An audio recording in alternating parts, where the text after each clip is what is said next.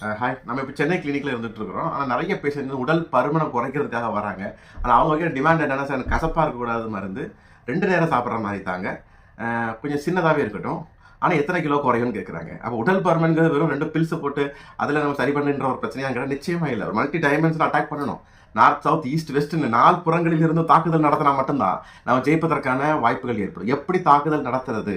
முதல் தாக்குதல் உணவுகளின் மூலமாக. உணவுகளில் வெள்ளை உணவுகளை தவிர்க்கணும். முடிஞ்ச வரைக்கும் பாலிஷ் பண்ண அரிசியில் பண்ணுற இட்லி, தோசை, இடியாப்பம், ஆப்பம் இதெல்லாம் கொஞ்சம் குறைச்சிக்கிட்டா ரொம்ப ரொம்ப நல்லது. அப்போ என்னதான் சார் சாப்பிட்றது? நல்ல நார்ச்சத்துக்கள் நிறைந்த நல்ல சுண்டல் வகைகள், நல்ல சிறுதானிய அரிசிகள், அப்புறம் முளைகட்டிய தானியங்கள், இந்த கருப்புழுதை போட்டு பண்ணுற அந்த உளுந்தங்கஞ்சி, களி, கம்பம், கூழ், ராகி, அந்த மாதிரியான அடை, இது போன்ற இயற்கையான நார்ச்சத்துக்கள் நிறைந்த உணவுகளை சாப்பிட்றது ரொம்ப நல்லது. அப்போ இப்போ பசிக்கு தான் சாப்பிடணும், ருசிக்காக சாப்பிடக்கூடாது. சமைத்த உணவுகளை கொஞ்சம் குறைச்சிக்கோங்க. இடைப்பட்ட நேரத்தில் பசி எடுக்கும் பொழுது சமைக்காத அந்த கொய்யாக்காய், இந்த மாதுளை, வெண்டைக்காய், வெள்ளரிக்காய், இதில் எது உங்களுக்கு பிடிச்சிருக்குதோ இதை சாப்பிட்டு ஓரளவுக்கு பேலன்ஸ் பண்ணலாம். சமைத்த உணவுகளை குறைத்து இடையில பசி எடுக்கும்போது சமைக்காத காய்கறி, பழங்கள், முளைகட்டிய தானியங்கள் சாப்பிட்றது ஓரளவுக்கு நன்மை பயக்கும். அதே நேரத்தில் இரவு உணவை முடிஞ்ச வரைக்கும் சீக்கிரமாக எடுத்துருங்க, இல்லைன்னா அவாய்ட் பண்ணுங்கள். அப்படி எடுக்கிறதா இருந்தால் கூட 7:30 8 மணிக்குள்ளே முடிச்சிருங்க. குவான்டிட்டி ரொம்ப கம்மியாக எடுத்துக்கிட்டால் ரொம்ப ரொம்ப நல்லது. சார் ரொம்ப பசிக்குமே சொல்கிறவங்களுக்கு தான் கொய்யாக்காய் சாப்பிடும் பொழுது அது கொஞ்சம் ஒரு செரைட்டி ஏற்படுத்தும். பசி உணர்வுகளை குறைப்பதற்கு சப்போர்ட்டாக இருந்துட்டு இருக்கும். வெந்நீர் நம்ம காலை உணவுக்கு 1 மணி நேரம் முன்னோ பின்னோ நம்ம அருந்துறதும் நல்லா பலன் கொடுக்கும். 2வது தாக்குதல் நல்ல உறக்கம். கண்டிப்பாக நைட் 10 11 மணிக்குள்ள படுத்துருங்க. காலை 5 to 6 எந்திரிச்சிக்கோங்க. ஒரு 1 மணி நேரம் உடற்பயிற்சிக்கோ, நடைப்பயிற்சிக்கோ, ஏதாவது ஒரு பயிற்சிகள் மூலமாக உடம்புல இருந்து நடன பயிற்சிக்கோ, வியர்வைகள் வெளியில் வர மாதிரி பண்ணுறது நல்லது.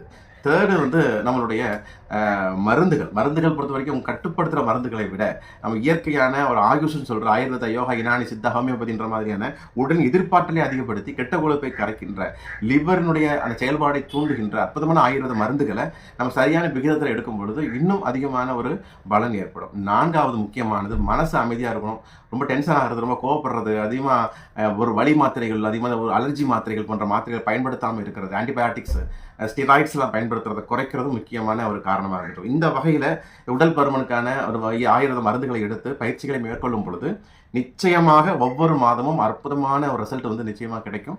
அது ஆணித்தரமான உண்மை. ஸோ பொறுமையோடு ஒரு குழந்தையை பெற்றெடுக்கிற மாதிரி ஒரு 9 மாதம் ஒரு பொறுமையோடு படிப்படியாக இந்த முறைகளை ஃபாலோ செய்து நம்ம ஆயுர்வேத மருந்துகளை எடுத்துக்கொண்டால் உடல் பருமன் சாத்தியம்ன்றத ஒரு நற்செய்தியை தெரிவித்துக் கொள்வதில் ஜெய்கபிசா ஆயுர்வேதா பெருமை அடைகிறது. அன்புடன் டாக்டர் சுந்தர் பரமார்த்தலிங்கம். நன்றி.